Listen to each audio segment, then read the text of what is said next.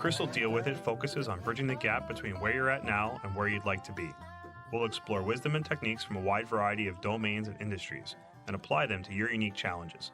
I love developing frameworks, processes, and storytelling metaphors that enable personal and business growth. Through actionable next steps, we'll build momentum and confidence. My goal is to help you clear roadblocks, do more with what you have, and realize the potential of yourself and your team. So throw your challenges my way and Crystal deal with it.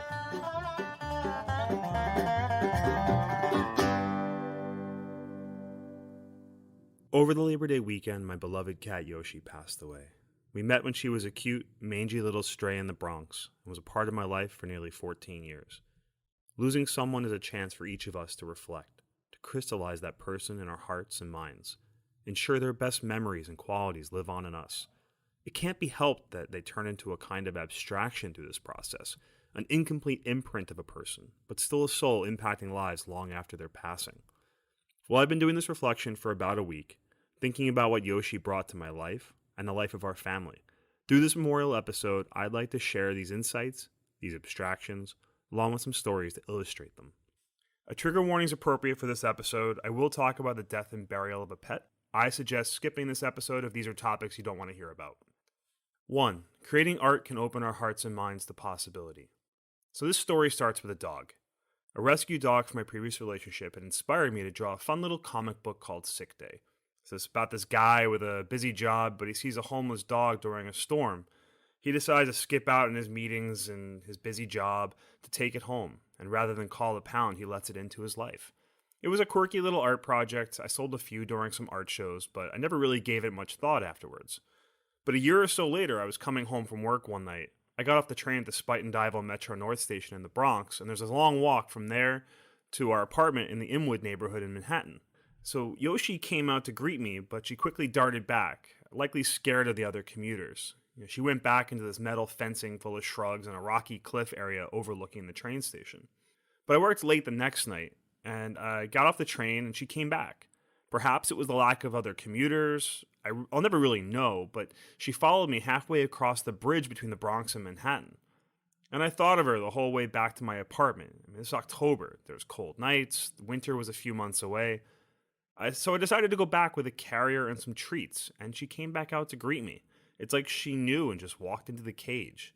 I even had to fight off a few of the other aggressive cats, but she was safe and I brought her home. Now, I had so much going wrong in my life at the time. So much stress, anxiety, loneliness. It was out of character for me to pick up a stray cat on a Bronx sidewalk. It honestly didn't even dawn on me for a day or two later that I'd lived a story I wrote. Sick Day clearly wasn't about producing something that would make money. It was practice for me to open up my heart to a cute, mangy girl from the Bronx. I ended up naming her Yoshi after one of my favorite cartoon video game characters. And since Mario always finds Yoshi in a box, I felt it was appropriate. 2. Seize opportunities to be bold and have others take notice. Reflecting on the cat Yoshi was these past 14 years, I realized how unusual it is that she'd go out of her way to attract someone's attention. What was it about me, or was it desperation? I'll never know, but there's no doubt she was bold. Trailing behind me for hundreds of feet, meowing, allowing me to pet her. Her boldness captured my full attention, which was quite a feat given how much I'd been living in my own head at the time. And throughout our lives together, there were certainly times where she'd come up and snuggle, shove her head into the palm of my right hand. Sometimes she would sense when I was stressed or anxious. But whatever her reasons that night in the Bronx, it's a simple lesson for me. Seize opportunities in your life to be bold, make a statement, have others take notice. 3. A cat isn't likely to change the world, but they can drastically change a person. I didn't know Yoshi's past. I brought her to the vet the day after I brought her home, and they said she was in perfect health, likely between 1 and 2 years old, but there was no way to know for certain. She even used a litter box with no training at all.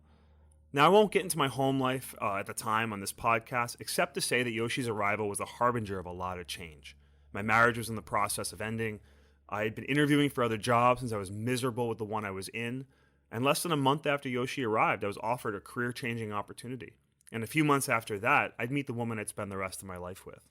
Now, Yoshi wasn't instrumental on all the details of how those changes happened, but I think she softened me. She got me focused on something positive and nice at a time when I really needed it.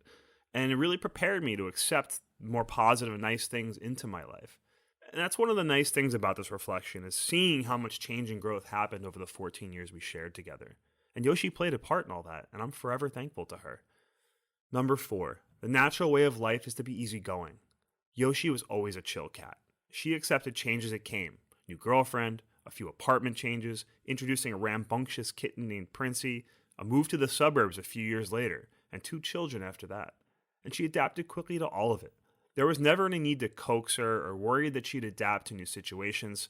Heck, it was easy to get her into a cage for the rare vet visit she needed. And I'll say if anything took her time to adjust, it was warming up to Princey.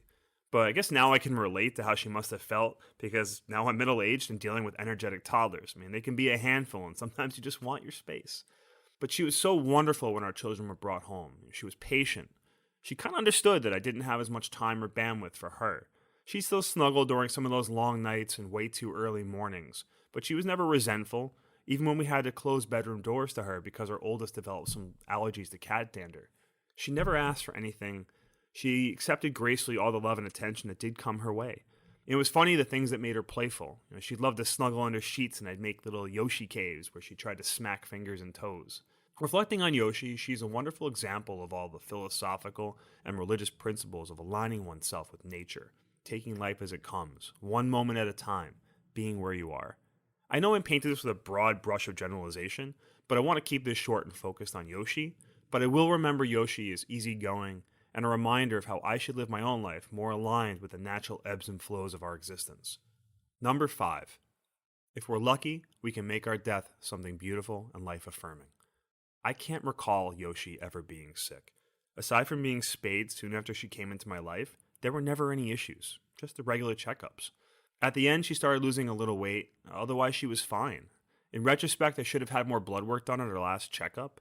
It was most likely advanced kidney disease, which deteriorated rapidly.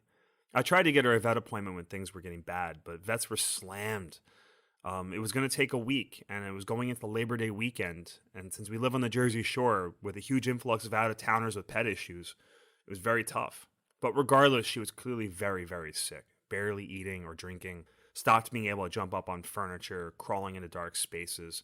And she passed on a Friday afternoon. It was a soft, beautiful day.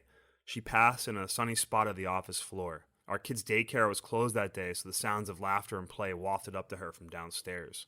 She passed quietly on her own terms, and she died with her beautiful sea-green eyes open. And there was so much intelligence in that gaze. Her front paws were crossed, as if relaxing on a Sunday windowsill, just like she always did.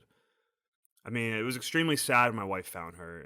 When I went up and bore witness to my beloved cat's passing, it was upsetting, but also quietly beautiful. I just sat there teary-eyed, but so thankful. I'd been making my peace with her sickness for the previous days and nights. We just kind of had a feeling, but it was still unexpected. Maybe I had a little bit of hope that we'd get to that vet appointment 2 days later. Regardless, this is the last time that 2 fingers of my right hand were going to scritch that soft little pocket behind her ears, her favorite spot to be pet. A thumb stroking her dainty little chin. That's a motion that's practiced so much over these 14 years that it's become an indelible sense memory for me. And it's going to remain with me until I too pass on. She died on a beautiful afternoon, one of the nicest of the year, in a quiet spot, calm, open to whatever came next, surrounded by a family that loved her. She passed with little fuss, just like she lived. It's difficult to reflect on the moment I saw her, lying on the floor, breath having left her, but in the moment I couldn't help but be awed by her, the beauty with which she died. And she gave me a final gift that day, one as powerful and life-affirming as that night in the Bronx. Number 6, the practical can be done alongside the emotional.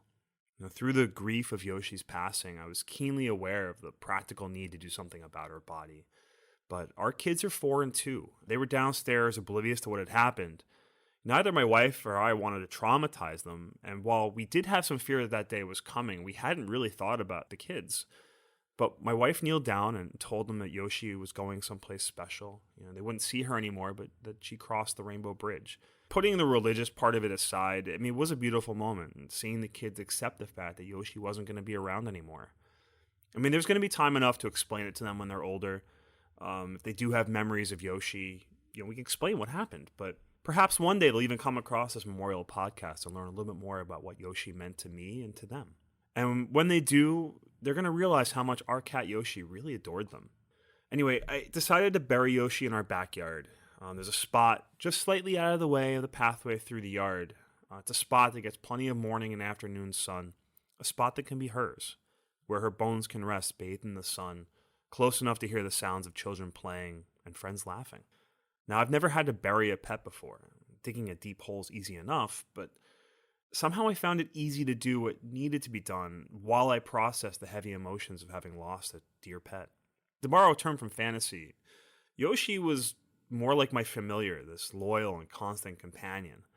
I wrapped her in one of my old shirts, wanting something of myself to accompany her in her final resting place. But I'm struck again by the softness of that day, the light breeze going through the trees, the gentle sunlight warming the slab of rock I used at the temporary gravestone. And there will be time enough to make her burial plot nice. I'm still working up to it. I mean, this is still hard. There's still plenty to be done. There's chores to do, work to perform, children to raise. I can do these things and still keep Yoshi close to mind. It's been cathartic to write this. I sincerely thank you for listening, for bearing witness to a memorial for a wonderful cat. Countless stories have been told about humans and their pets across every medium, genre, and era. This is one of mine. It wasn't my first, it won't be my last, but you will forever be an inspiration. I'm fortunate to have had Yoshi by my side for 14 years. It's my wish that these little stories and insights, these brief abstractions, have been of some benefit, but regardless, I appreciate your time. Thank you. I'd like to close with a quote from Abraham Maslow, the famous psychologist. A great lesson from the true mystics is that the sacred is in the ordinary, that it is to be found in one's daily life, in one's neighbors, friends, and family, in one's backyard. If you feel that Chris dealt with it, I'd appreciate your support of the show by sharing it with someone who might benefit. Ratings on your favorite podcast player are also helpful in growing the audience. Visit chriskreuter.com for free downloadable PDFs with notes and resources from today's episode, sign up for the CDWI mailing list, or to send in your problems or requests for future shows. That's CHRISKREUTER.com, or use the link in the show notes. Thanks for listening. Chris will deal with it.